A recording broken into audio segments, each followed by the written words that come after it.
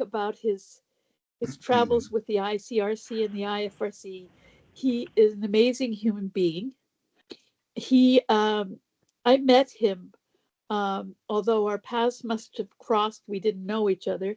But I met him when I joined the Alumni Association for the International Federation of Red Cross, for all the delegates that have worked overseas with the Red Cross movement. And he started it. It's all his fault. And Yes. it's really wonderful. But just coincidentally, recently, I found out that he was responsible for helping create the landmine clearing project that happened in the early, I think they were the early 90s, middle 90s. And I was helping clean up a landmine project for Bosnia in a school district. And he was creating the program in Angola with Princess Diana. He's done numerous disasters, both in Balkans, Rwanda, all over the world, and most recently worked with the Ukrainian fiasco. I'm so grateful to have him on because he's so vital to the movement, to the Red Cross movement. And he's a joy to talk to. And I get to meet him every 3 or 4 months on a meeting that we have regularly for alumni folk. So Holly, would you do me a favor and start the recording? Oh, you did already. Wonderful. Thank you. And by the way, Holly Rising is our tech support, but he's also an expert IHL instructor, does a number of wonderful things in the Northern California coast. And he's wonderful at tech. So I asked him as a favor to do that for me today. Thank you. And thank you, all of you, for being here today. It's a joy to see so many people. Could you all put your microphones on mute? This is being recorded, so I just wanted to warn you about that. Ah, good. Yeah. Well, shall I start, Jill? Oh, thank you, Michael. Okay, but thank you, Jill, so much. I don't know who you were introducing there, but it sounded good. Thank you. And I thank Hawley as well for the technical assistance. I want, first of all, to start about talking about the Alumni Association. And really, there are five brief parts. First of all, a little bit about me. Second, why the Alumni Association came into being, um, where it is today, number three. I want to also look at the four key programs we've started and are developing, and five, look a little bit at the future. So if we start sort of number one, me. Jill, a few minutes ago, was asking me what I wanted to be at high school.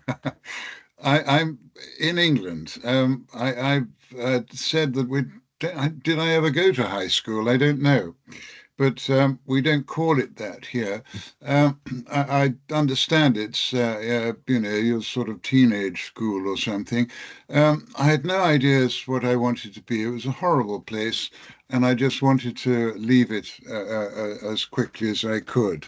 So that is my little bit about high school.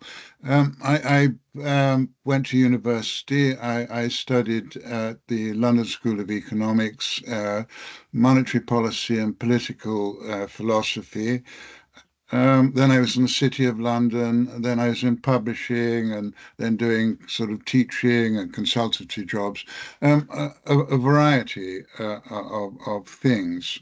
Um, I've then started with my first work with a charity, a humanitarian charity in northern Pakistan and Afghanistan. Um, that was quite sort of strange. I was the only foreigner in the whole organization. All the rest were Afghan management, Afghan refugees. It was a wonderful experience. I learnt an enormous amount doing that, and I was with that organization for 5 years.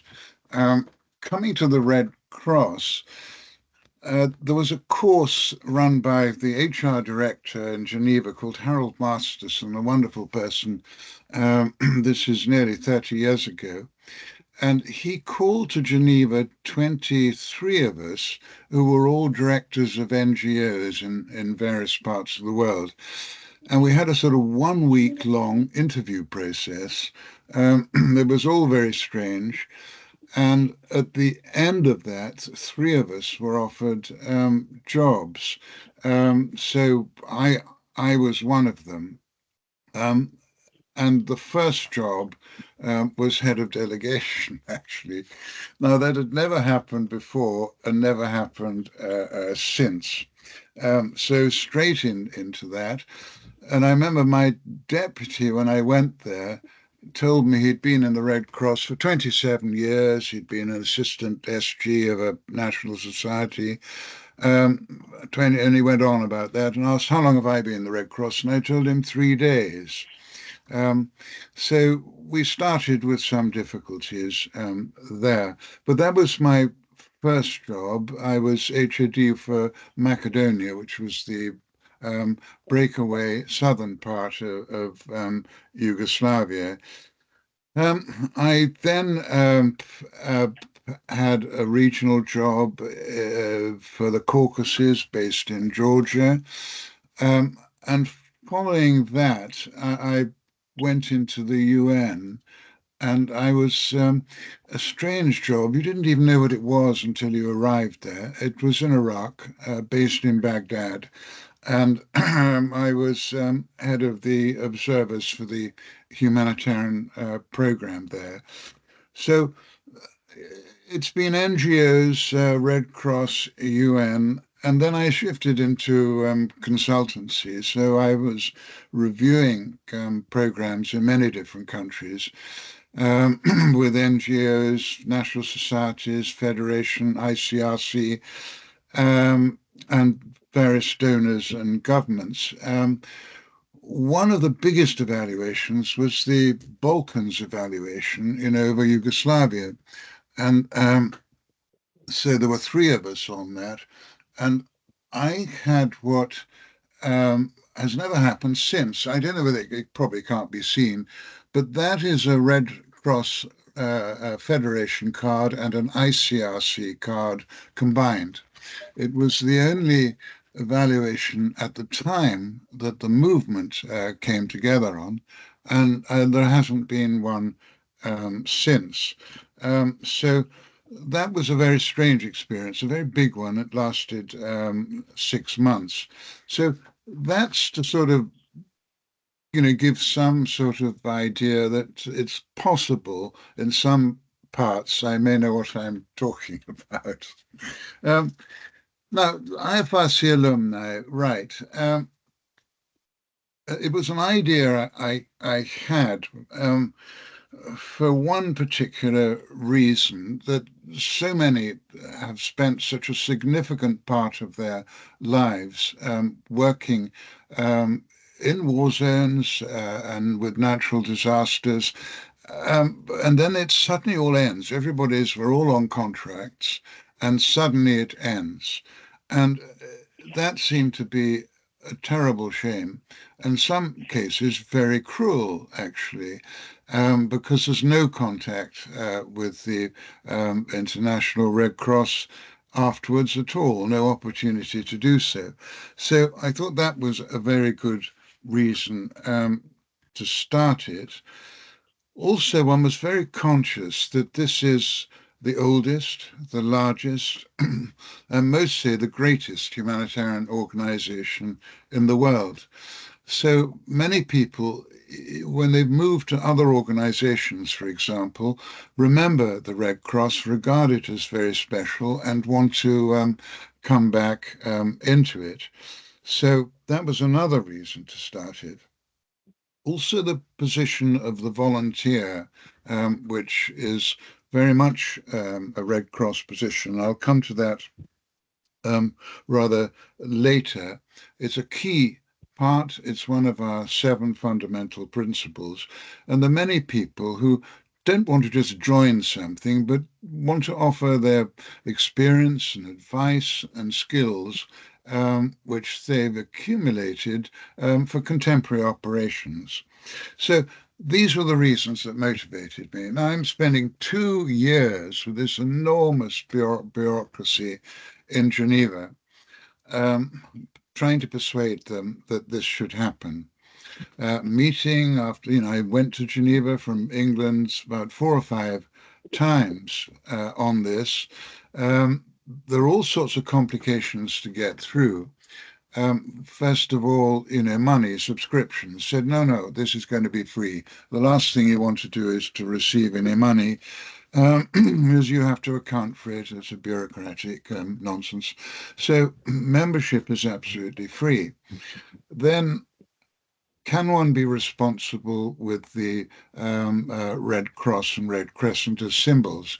So persuaded the lawyers, yes. There was a 7-page memorandum of understanding, which is on how to behave with regard to our symbols there. After 2 years, suddenly agreement, and it linked with the 100th anniversary of the Federation, and the previous Secretary General, as just before he left, announced that it had started, and we launched it. So that's sort of how it came into being. Today, this morning, we have 1,148 members in 122 different countries. It's about 60% male, 40% female. It moves a bit, but it's about that now. And the average age is about 40. And I'll come to that later. Only about 5% or so are retired. The rest are in other organizations, donors, governments, universities, the UN, NGOs. They're in all these different areas, but remember their time with the Red Cross, Red Crescent, and want to come back in some form of connection, useful connection. Now, I managed to get as members, and this is rather important, the last 5 Federation Secretary Generals, one after the other, joined us. And that's very helpful because that opens doors for others. We also have, for example, the chair of the Standing Commission, who's a member too, and a very helpful, active one there. So we've got people really who held from the most senior positions to some of the more junior positions right across the board. I should also mention, excuse me, yeah, could I interrupt you? Would you explain what the standing committee is? Because many people don't understand what a standing committee is. They may understand IFRC or the yeah. ICRC, but they don't understand what that is. All right.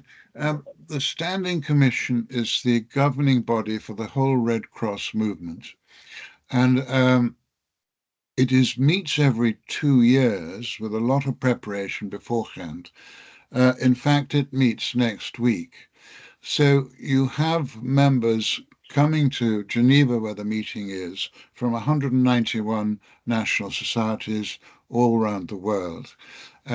You have the Federation, you have the ICRC there, and in addition, you have the states party to the Geneva Conventions, because, as you know, we created the Geneva Conventions and have a key role in monitoring their compliance.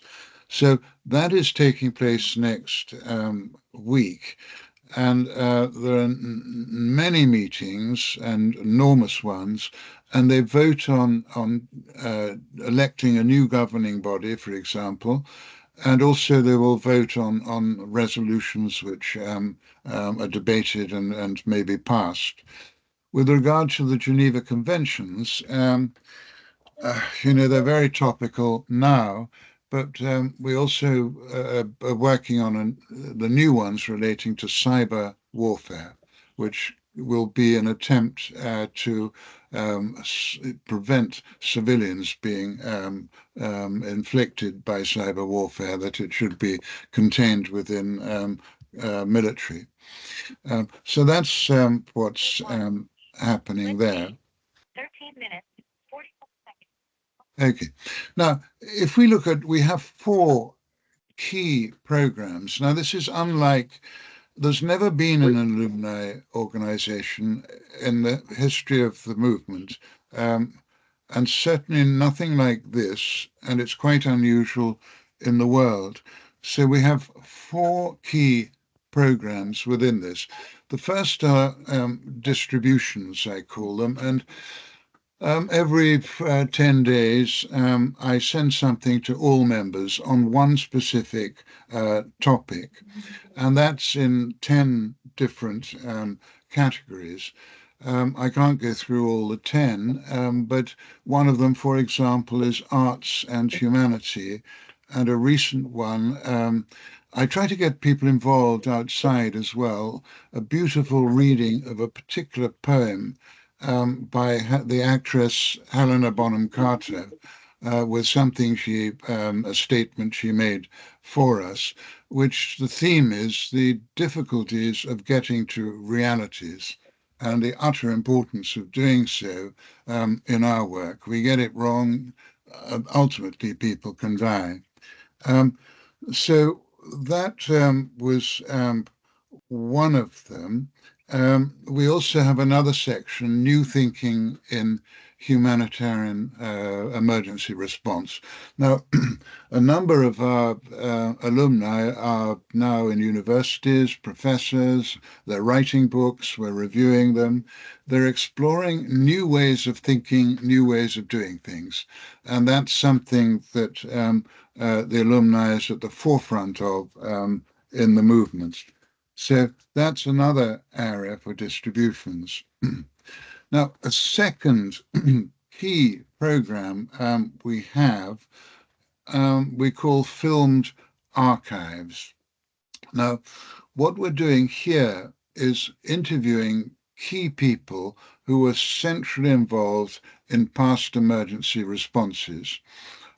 We finished 2 weeks ago the tsunami, for example, and now we're on Yugoslavia, just former Yugoslavia. Now, these are unique and will be. Not only will they be a permanent record, but we're asking a very difficult question. First of all, we want your human position, your human reaction when you first arrive in a disaster. And I mean, for example, Alumni Charles, of first scenes on Rwanda, it was very moving. He's very professional, but he's a human and very moving, his impressions. So we're asking human position. Now, more important than that, what mistakes did you make? No one's asking anybody that, but it's a vital question. And people are being open and honest about the mistakes they made and the mistakes they saw the Secretariat make. And then these are being put into their recommendations because many of them are still valid. So we're having a permanent record we're building up of the history of what's happened, key people involved, and lessons for the time, and often those lessons are for the future as well. So that's a very important program that we're developing. And I think, as I said, we've just put a call out now for former Yugoslavia. In addition to that, Susanna, our social secretary, does Zoom meetings for alumni about every 3-4 months. Now, these are where a key person gives us an address, and then there's discussion afterwards. A recent alumni was director of the Secretary General, UN Secretary General's office, for example, and he gave us a great perspective of what it was like to be in that position. We had a recent one on Gaza, and now this was I'm very glad we did this. Uh, One of my colleagues said, "Look, we've got to scrap this. It's too dangerous. If this goes political, will Israel perhaps ask also for half hour or so?" So I was going to scrap this, and then suddenly thought, no, I can't do it. Look, I'm sitting comfortably in rich England, and our guys and colleagues are on the front line, as most of us have been. We go ahead, but I had to warn everybody: no politics, please, no politics, no politics. What we're looking at is under the most difficult circumstances most of us have ever seen, of what is still possible in humanitarian work. Our key speaker was from the Palestine Red Crescent, a young woman who was utterly, utterly brilliant, with multiple deaths of Red Cross people around her, destruction of Red Crescent ambulances and Red Crescent workers. Um, and hospitals. She managed to not to be political at all. It was an amazing lesson. And she just talked about what they could do with this door, which is so open in such a small way. Um, I'm hoping that can be used in training because it shows the Red Cross and Red Crescent at its supreme best.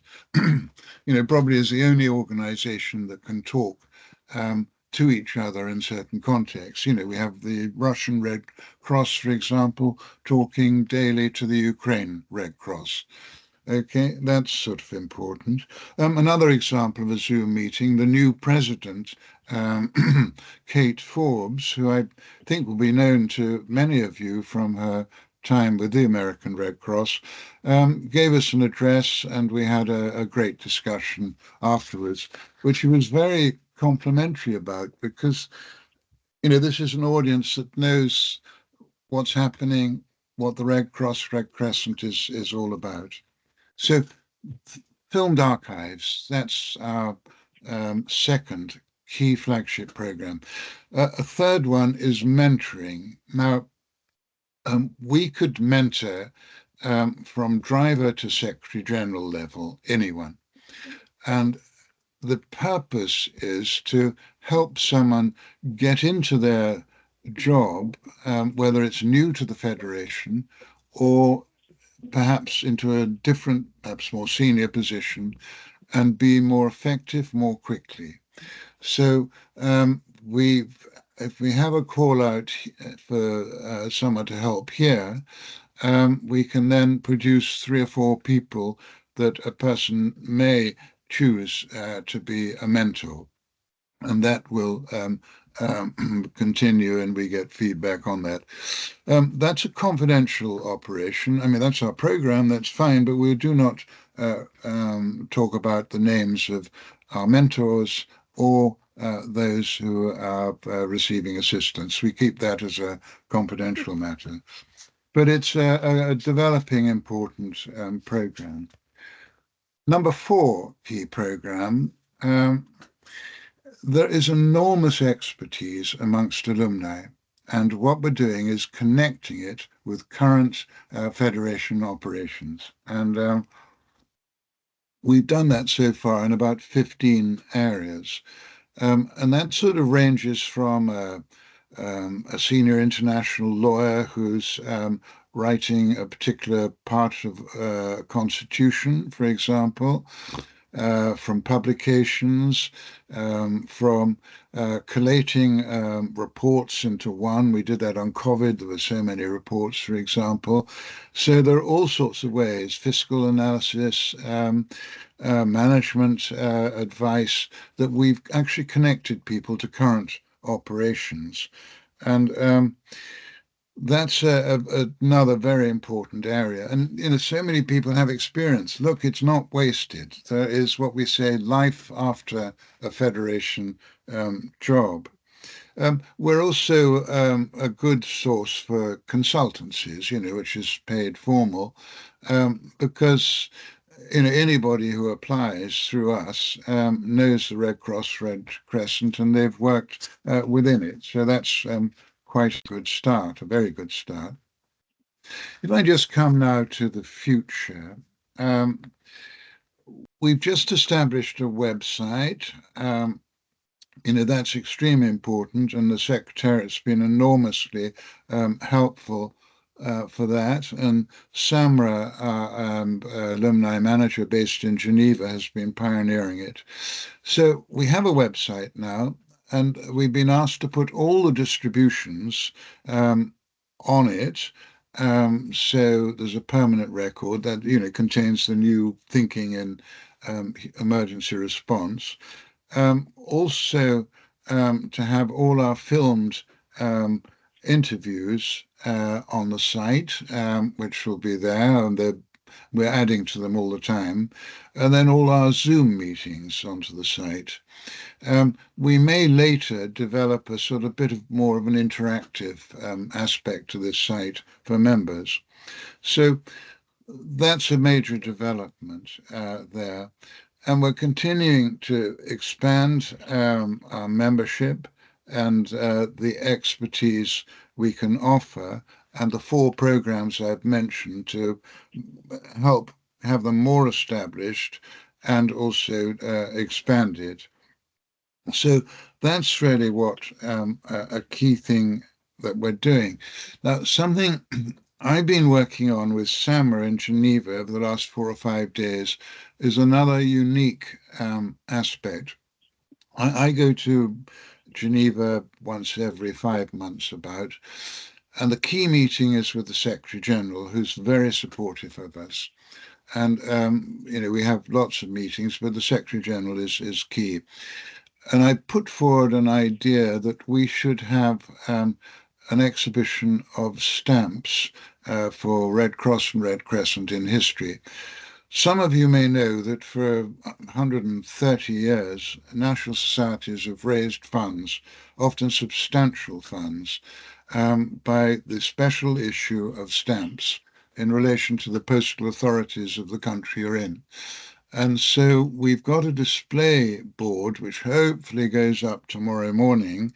We only finished it about 3 o'clock today, which will be available for all the 2,000 or 3,000 people who will be coming for this General Assembly and States meeting next week.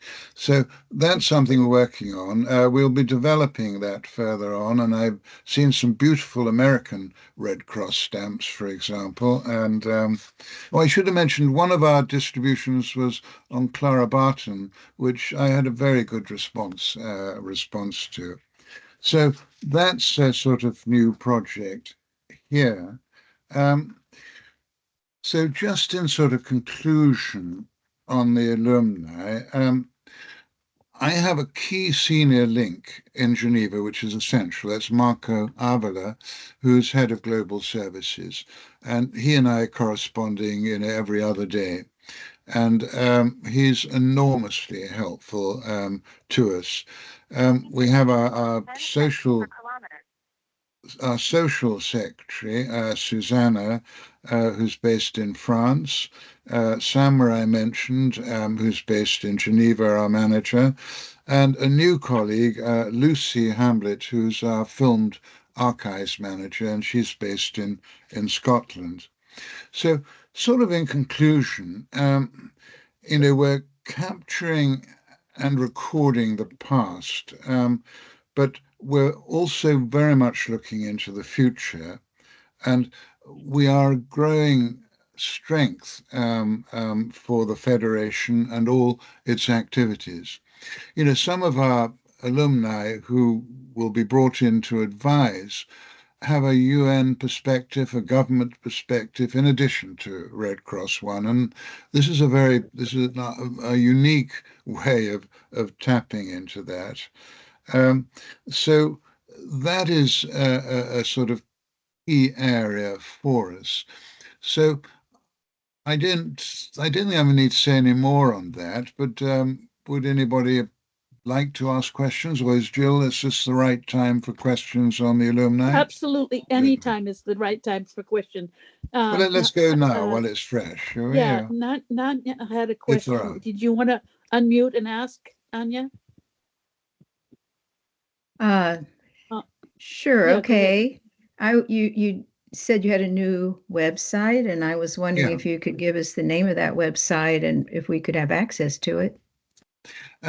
Yes, there's a double thing here. You can see the front page and the categories, but you can't access it unless you're an alumni member. And that's done by you know, we have your email address as registered alumni, which is linked into the site. So you get a password to an email address and you put that in. We cannot open this beyond alumni at this stage because we're asking people to be frank, honest, and open. And they generally will only do that if they know they're talking to the sort of enormous family of Red Cross, Red Crescent. So You don't if want to you're a chill their member, response. if you're a Yeah. member, you can access it. If you're eligible to join us, and then you can get to it, all of it. Thank you. Does anybody else have any questions that they wanted to ask Michael? At this point, he has a few more things he's going to talk about. He's going to talk about Princess Diana and also talk about Ukraine. Anything about alumni that people have questions about? Feel free. This is the time to ask. If something comes up later that you want to ask, feel free as well. Yeah, Ask later. absolutely. Yes. Okay. Yeah.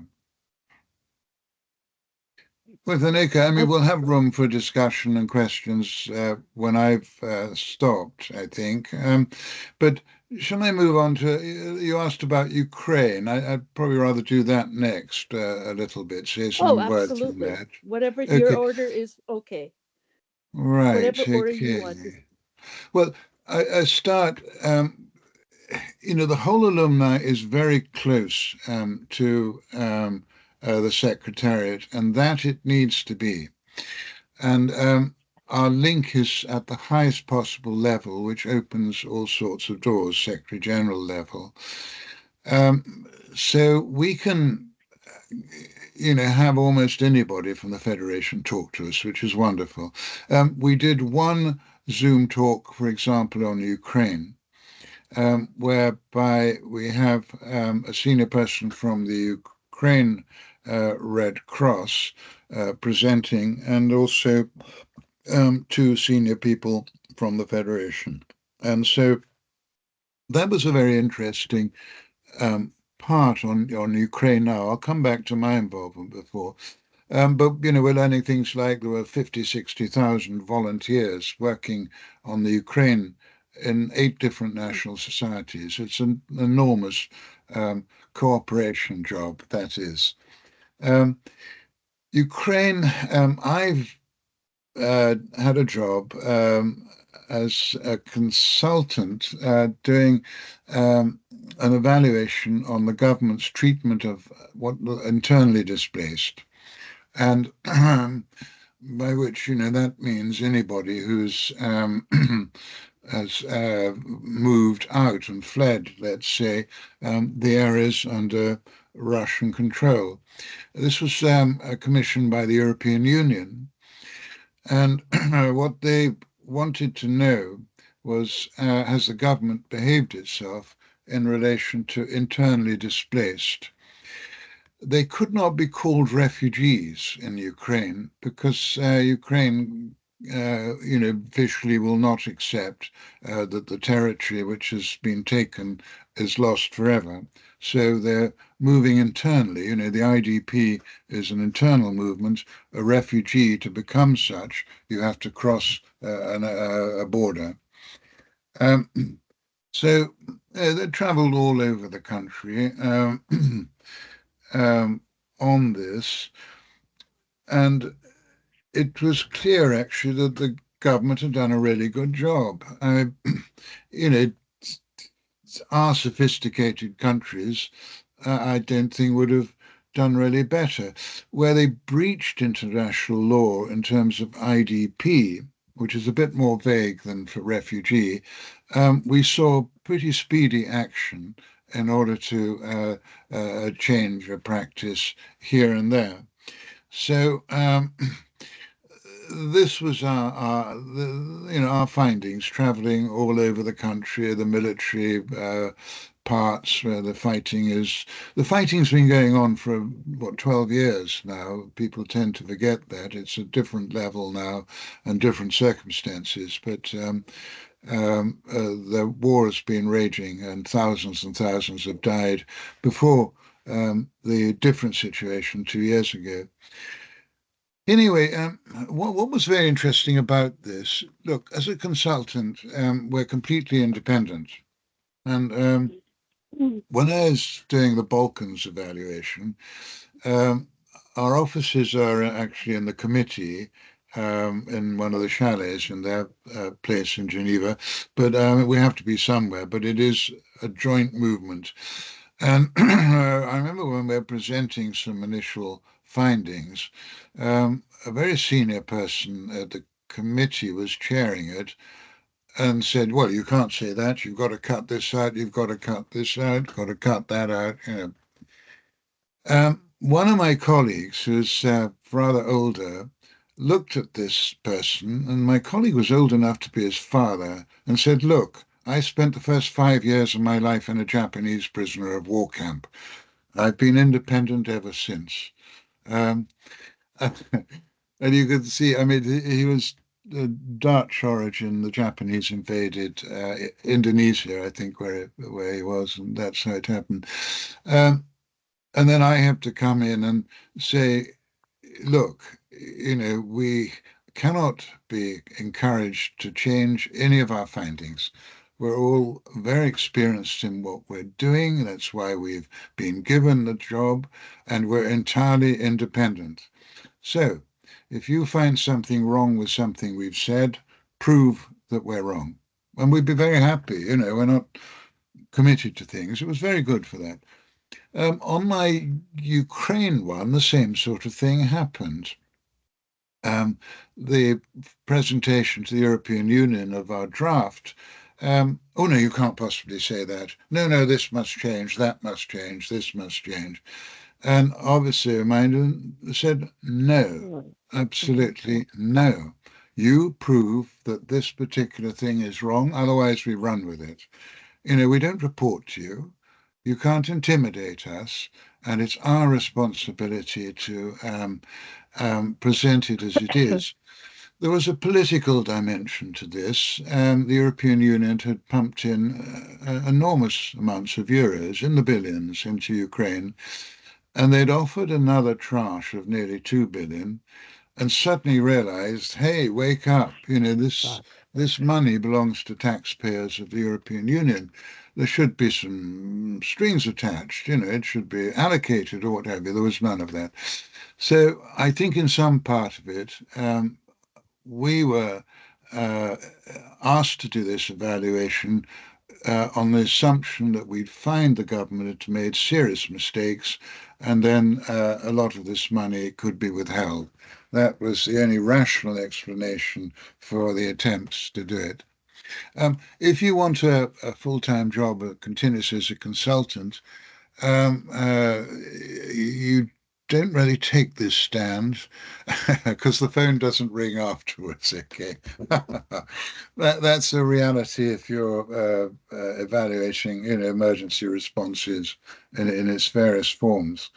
So there's not much more to say on Ukraine. I mean, for me, every country I go into, I study it first. I need to know its history.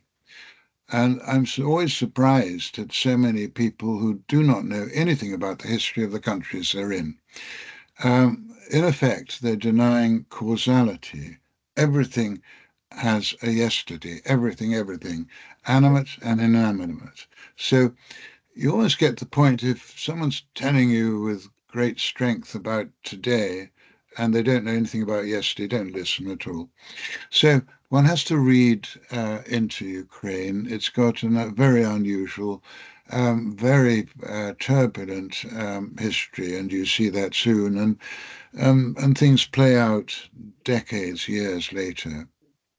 Do you remember Yugoslavia, 1378, is a key factor, the Battle of Kosovo, which is 900 years ago nearly.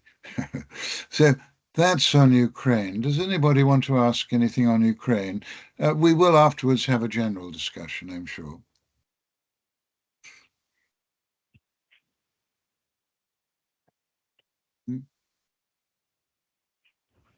No questions? I can't see on my screen. There are no questions right now. Okay. All right. Or on the chat. In the chat, there aren't. Okay. All right. Fine. So, okay. So what's next, Jim? Yeah. So what do you want me to talk about next? Hello, can you hear? Ginny? Oh, sorry, I was on mute.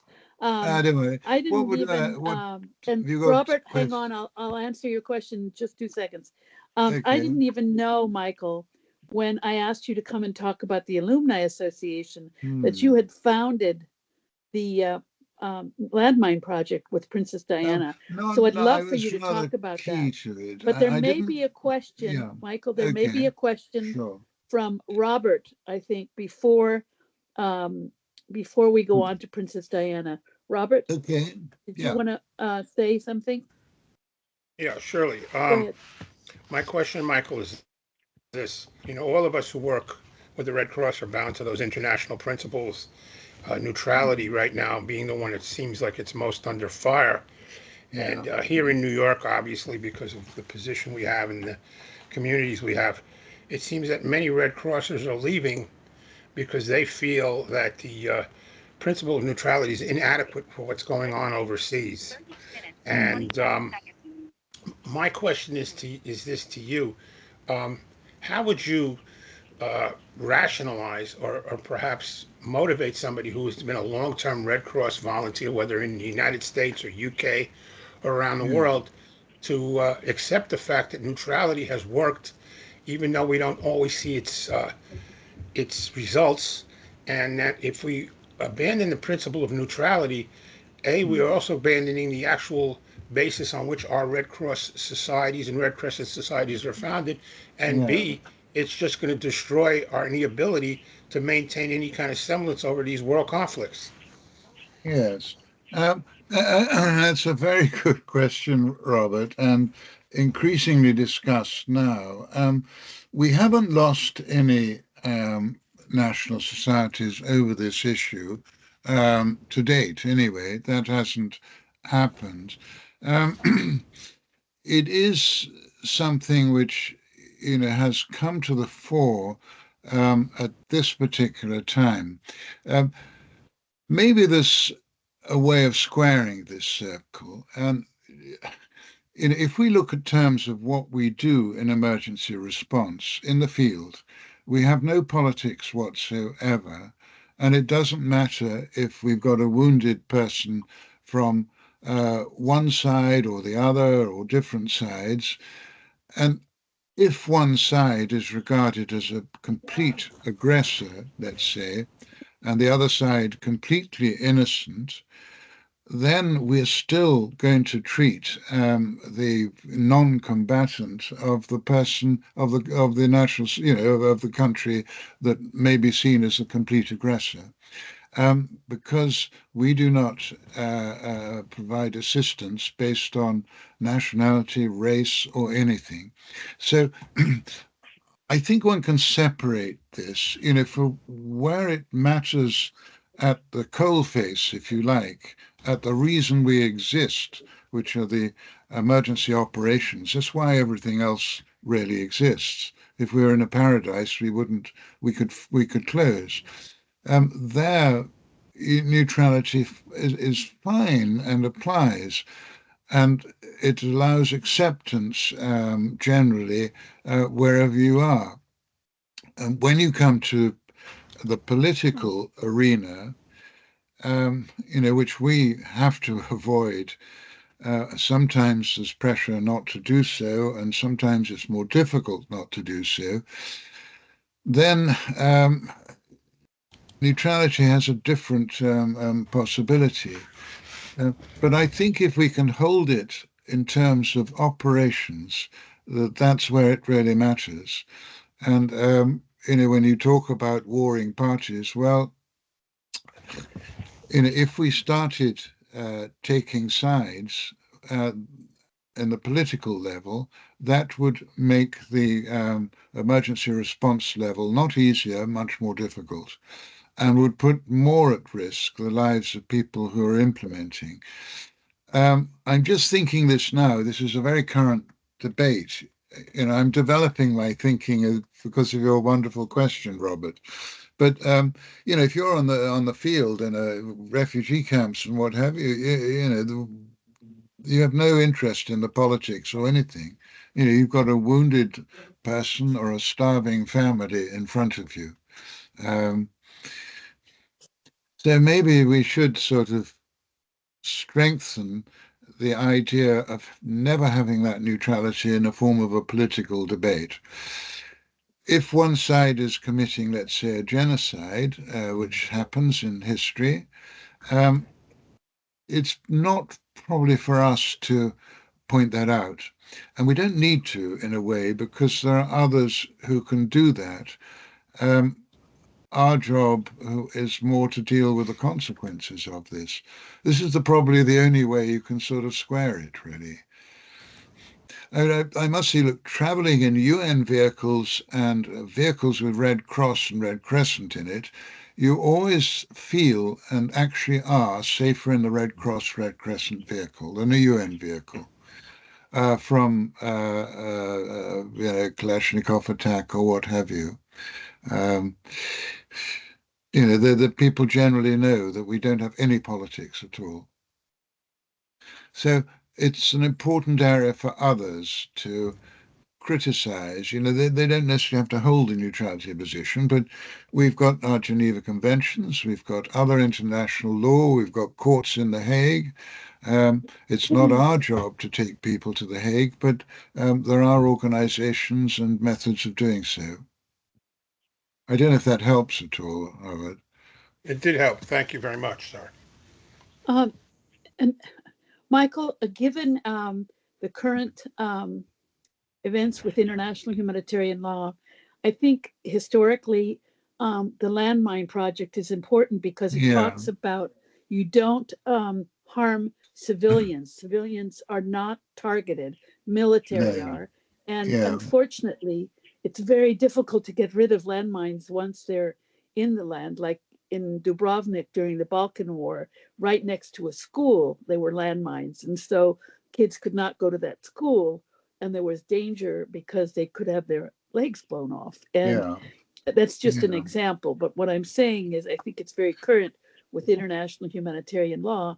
But I also think it's interesting what you did historically, because it really made a difference in lives all over the world.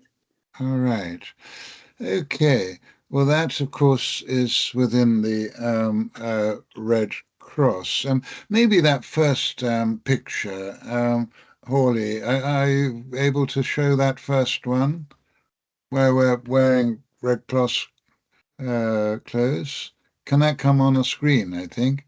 Yeah, there we are. Okay.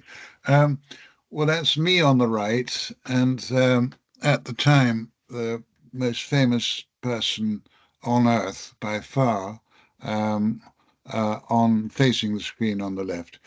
I'd worked a bit with her before, and on the anti-personnel mines issue, we had to sort of sell the idea, and that's through the British Red Cross in particular, and didn't have to sell it very hard, because you could see the disgusting nature of these inventions that we have produced. And so it was agreed that she would make a visit, and we chose the big one, Angola. That was very important. It was generally seen to be as the most mined country through its decades-long civil war that'd been. So I have the job to organize this trip and guide her in every possible way. And in Angola, I'm flying out before with her main bodyguard, you see, and we spend a week working everything out. The first thing I'm saying, because this is a war zone, there's supposed to be a sort of peace at the time, that the risk level of England and Britain, or Australia or New Zealand, wherever generally it might go, we have to change that risk level. It's going to be a lot higher, and that has to be acceptable. Otherwise, we can't do anything. So that's the first sort of job to persuade. And um, if I come back to that, there's a thing called the law of unintended consequences. I'm always trying to work out what are the laws of life, and there are probably about 15. Now, the law of unintended consequences says that you do one thing and maybe achieve it, but there's a reaction or something else happens that you didn't know would happen. And that happens extraordinarily in nearly every sort of clear thing that we do. And I'm getting to Angola, and the first, she's coming through Britain. I have to visit the British ambassador as a courtesy call. And this, I'm supposed to be there at 8 o'clock in the morning in the embassy, which is pretty difficult. There's jet lag, everything. So I'm there at 8, and he doesn't turn up into the room. I'm waiting till 9 o'clock. And he tells me, this visit I'm in charge of it. She's going to meet all the relevant ministers, government ministers. I've arranged 20 or 30 enormous business types, regional heads of major international companies and all that stuff. And I had to tell the ambassador, no, I am arranging this visit. And if you have a part in it, it has to be what I say. Now, he exploded at that point. This Red Cross guy telling an ambassador about, the visit of the most famous subject of Britain. And he's sort of almost shouting at me. And then a woman walks into this room at the time, and he said to her, "This man says it's not my show." And she said, "Michael is quite right. You do exactly what he tells you to do." And my God. Now, that's the law of unintended consequences. Only a government minister could outrank an ambassador in that way.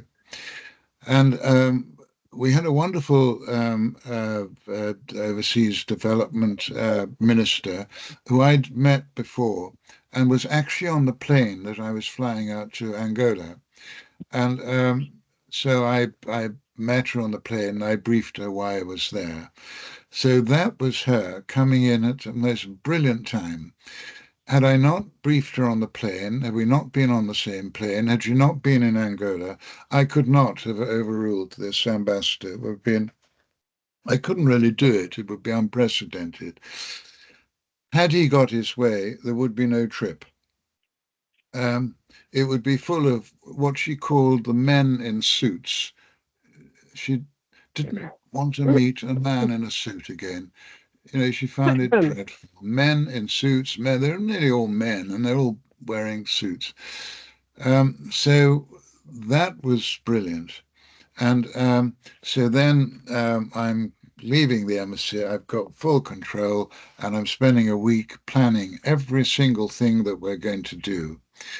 With the bodyguard who's double checking all sorts of security aspects, but with a much greater sort of tolerance for it. Okay. So that's the law of unintended consequences there. so we hardly met any men in suits. We met the president, that was necessary for a sort of protocol, and otherwise we didn't. The ambassador, I told, sometimes we're in convoy, you can join, don't fly your Union Jack, the flag, and it's also, our wretched country has mines here that we made, okay? So I had to push him right into the background. So we had this extraordinary trip, and it's extraordinary because of certain things that happened. There's so many photographs and things, and film bits and what have you after this. Let's come to the second photograph, perhaps. Yeah. Holly, would you be able to put up the second photograph? Yeah. Um, this is, was personally difficult. Here's, she was 11 and her leg has been blown off with a mine. Just to remind everybody that the mine for a child is even more horrific than the mine for an adult. For a child, it blows a complete leg off. A male child genitals will be blown away too. And also, as you're growing, if you do have hospital attention, most people can't, the bone is continuously growing and pushing through. If you're an adult and step on that same mine, you lose your foot, to ankle level or so. Very generally, that's the case. And you don't have to have a whole series of operations as a child does because the bone is growing through the stump. Now, in this case, photograph is very important. She always said, oh, it's worth 1,000 words. And I remember saying to her, no, I think it could be worth a lot more than that. My problem with this is that I am choosing the girl. And there's something unpleasant about this because in this hospital where we were, there are 200 children who've been maimed by these repulsive anti-personnel mines. And I know because we've got 136 international reporters and journalists, no film star ever can pull that in, that we have to have a very powerful photograph. And so I have to choose a girl who I thought was very pretty. And I'm only telling you that because I had a hell of a problem on that. I'm supposed to treat everybody as we all are, absolutely equally. But this is for a message for the world, and we have to have a, photogenic girl. So I sort of bit my tongue and said, she's pretty. Let's see if she is willing to be photographed and talk to her and meet her, which she was. But it did sort of jar, what I was doing. But it was very powerful. And the uppermost thing was to look at where the greatest good could be done. So that's important there. If we look at the next photograph, please, Holly. Now, this is iconic. There were several, but this is probably the most iconic of all. Her bodyguard and I, we have, I'm kept awake all night because there are about 8 operations doing demining in Angola. And they got my number in the hotel and they're ringing. They want it to be me, me, me, me, me, me, me. And I can only choose one. And I can't quite remember the grounds. Halo, I knew their operations before. I think I worked once, I'm pretty sure, with the person who started it. They were very professional. And so I went for Halo. It was a very difficult decision with no sleep at all and the phone ringing all the time, because any demining operation which was part of this, their funding would double or triple. It's that important. So anyway, this particular minefield, I and the bodyguard are walking about 3 or 4 days before. We're talking about timing, how things should be, um, and who would have access to her as well. Um, it may sound odd that, but we want her. We don't want lots of people grouped around trying to get in the camera or anything like that. That would detract from it. So that photograph is probably, well, in my experience, the most powerful one in the humanitarian world in a way that we've ever seen in relation to the what we're trying to do. Now, the impact of that photograph, others, was enormous. So often in projects and what have you, we can talk about capacity being expanded, also. Look, we're looking at measurements here. And the measurement was this: within 7 months of this photograph in Angola, 120 countries, 122 countries signed what was called the Ottawa Agreement, which was the Anti-Personnel Mines Agreement. 30 years before this, men in suits had nice hotels, attended conferences, spent millions talking about this for 30 years with no action at all. Within 6 months of Angola, this treaty was signed by nearly everybody, 122 countries. I checked it this morning, it's now 164 countries. Now, the very practical point, I've always tried to be practical, and this is important. Each of those signatories has said we will not make anti-personnel mines.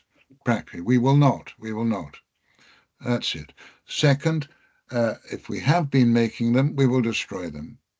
And so far, about 70 million mines, anti-personnel mines, have been destroyed. So it's a very significant. I should add another thing. This is the power of the volunteer, which is principle number 5, I think, isn't it? She's a volunteer, okay? As so many people have been. Her mother was a volunteer. The late Queen of England was a volunteer in the Red Cross too. Now, being a volunteer was wonderful because that helped give us complete control. You don't have to have a foreign office, which would have said no to this anyway. And some people were really rather nasty, political idiots in London, for example. No, we ran as a Red Cross volunteer. And once that's established, no one can interfere with that at all. It's internationally legally protected. So that's a volunteer. I should say I'm a volunteer too. I don't receive any money for this. In fact, I fund a fair bit of it. Had I received money, we wouldn't have an Alumni Association because there'll be an enormous amount of work with financial areas, reports, charity commissioners, all this. We don't need it. So we don't have a membership subscription, for example. And so that means that we can concentrate on the work. We don't have all the bureaucracy of an organization, and that's very important. Also, you accept $1, you have to report on it. We don't report to anybody, and that's very important too. So we're as close as it's possible to be to the Secretariat of the Federation and all its positions internationally, yet at the same time we're independent. I just remembering it slightly when I started this, department heads wanted to be, it should be under me. No. We go to the top, we work with the top, we're very practical, we get things done. We're not going to be bogged down in management area. So anyway, that's a sort of things on Diana. And some people didn't like her, or it doesn't matter if you didn't. She was an immensely brave woman. Academically, she was had no qualifications at all. She was on her own. She didn't have to do any of this work at all, but she did. And the result was massive. Even the Nobel Prize went for the whole international movement on mines. So, I'll keep quiet now, shall I? I don't know if Michael, there's a any question. questions at all. There's a Yeah, question that Aaron has. Aaron, do you want to ask it yeah, on sure. on mic, or do you want me to read it? Aaron, do you want to unmute? I'm going to read it to you. Okay. Okay. Here's the question. Do these same entities distinguish between anti-personnel mines versus anti-tank mines? No. The the two are quite different. The vast number in the tens of millions are anti-personnel mines, and they can be dropped out of aircraft. Some of them have wings and they float around and everywhere. The anti-personnel mine is primarily designed as an attack on the civilians, and not just on themselves physically, but also their agriculture. If you've sprayed mines over a field, you can't use it. They also move in winds, in water, in rains, in rivers. Now, the anti-tank has a charge considerably greater, and the anti-tank mine is designed to destroy a tank. In Afghanistan, where I was on and off for 5 years, sometimes they put double anti-tank there. That would, because the Afghans didn't have much use for a tank, that would do more than blow the tracks off, which one would do. It would blow the tank up into the air. So they're different. There is no ban on anti-tank mines, and not the incentive to do so, although we wish they would, because they're designed to attack combatants, military, much more than individuals, civilians. Michael, Mhm. there's another comment that was Great. made. Let's see. I agree with what you are saying on neutrality.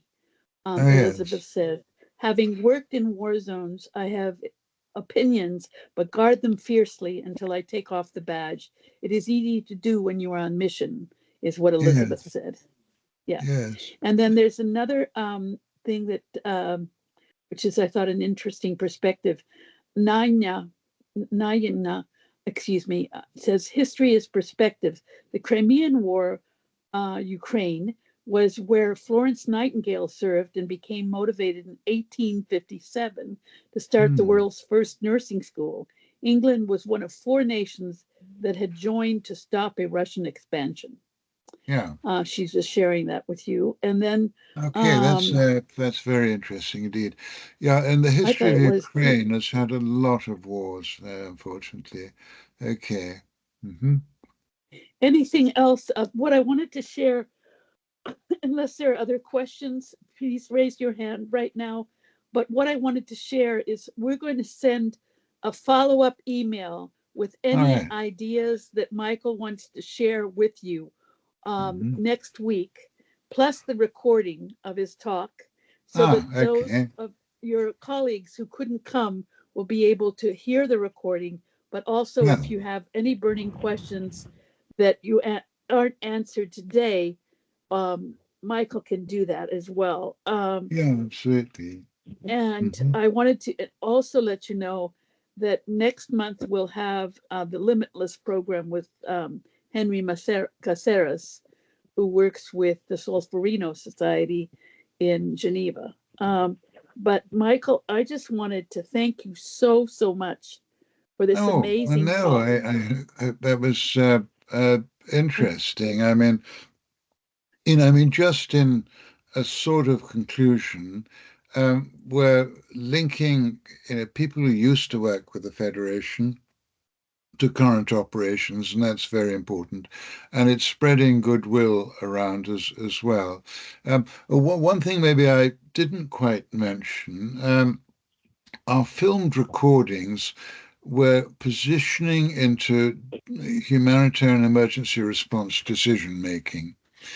Now, what one means by that is, let's say, perhaps another tsunami tomorrow. We will, absolutely emphasize, don't make any decisions till you've looked at what mistakes we made in 2004. On the Yugoslav one we're doing now, this is unfortunately not an uncommon problem of warfare between states, etc. We want you to look at this particular recording we've done, because there may be something you can learn from it. Now, one of the problems we all face is that we repeat mistakes of yesterday. We never really learn them. And the humanitarian organizations as a whole are generally regarded as having that capability. Hopefully, we are much better than most, but it's still quite a possibility.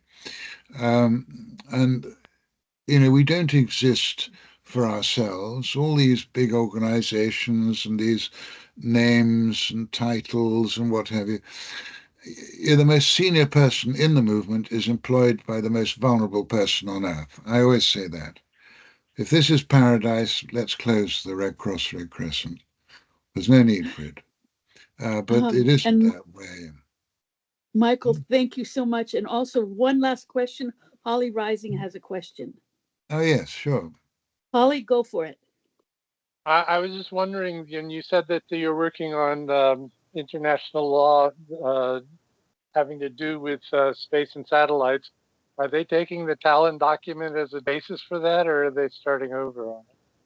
So sorry, I didn't quite get it. The speakers, it's not coming through. Could you sort of say that in a slightly different way, Holly? Yeah, I was wondering if the basis for the satellite and space stuff is the Talon document. Well, there's so much up in space, and every square meter of Earth can be surveyed now. Yeah, it'll all have relevance. But very practically, we look at breaches of Geneva Conventions, and there are many accusations being made now against certain parties with regard to this. As you probably know, that if you are a head of delegation abroad and there is a war going on, you have access to the Prime Minister or President, and you can point out that you have breached, Article 4 of Geneva Convention 4 or whatever it might be. But you cannot initiate a prosecution. That is the role of the signatories to the Geneva Conventions. One country has to do it. So that's the sort of technical side. We can't initiate a prosecution. So the satellite imagery, all this, yes, it will be relevant. It's doing all sorts of things, probably some very nasty things too. There's an enormous amount up there, into the thousands, it seems. Is that someone else? I wanted to share something that stood out for me, which is the thing that you talked about, relationship. You talked about somebody yelling at you, but because you had made a contact with somebody and briefed somebody on a plane before, that helped you with that particular. It was vital. It's important. Yeah, I think what is vital is to focus on the relationships on the ground, on the localization, on the people that you work with, and forget about the politics at the hierarchical level, and just be able to respond from your heart and your compassion and your professionalism. Absolutely right, Jill. Under certain circumstances, though, particularly if it's a big name, foreign offices and diplomatic so-and-so start getting involved, and then their authority can be enormous. So it can be very difficult, that. And, I had to turn down about 25, mostly men in suits, chair of Exxon region, or God knows, Africa, and all these people. We didn't want to see them. We were here for people who are suffering, who are poor. The idea of a person on $1 million a year in a suit taking our time was not going to happen. But I had to have a government minister helping me on that. Yeah. And that was And a the great point is fortune. that's the What? point of neutrality. You don't say one person's wrong and the other person's right. You're inclusive. You're inclusive Yeah, and yes. direct with people. Yeah, you can be. But in these circumstances, the ambassador was telling me to disappear. It's my show. And it would only be a minister who could overrule an ambassador.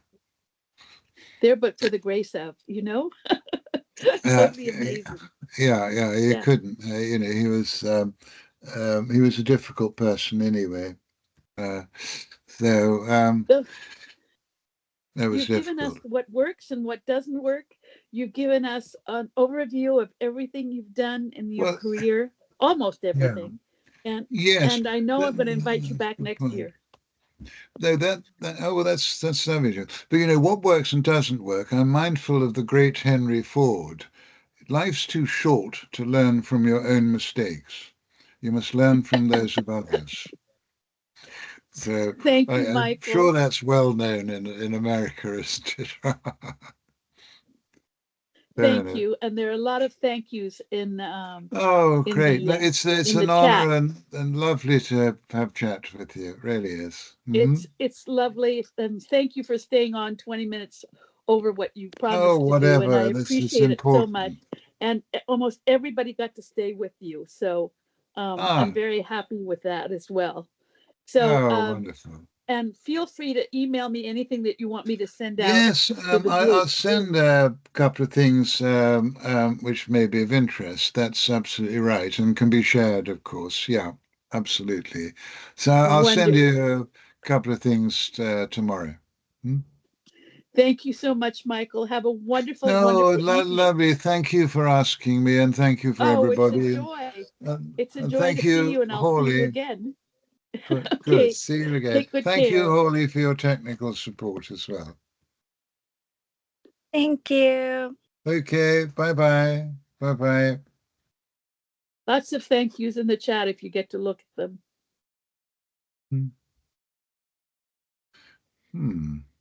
Okay, here we go. What do I do?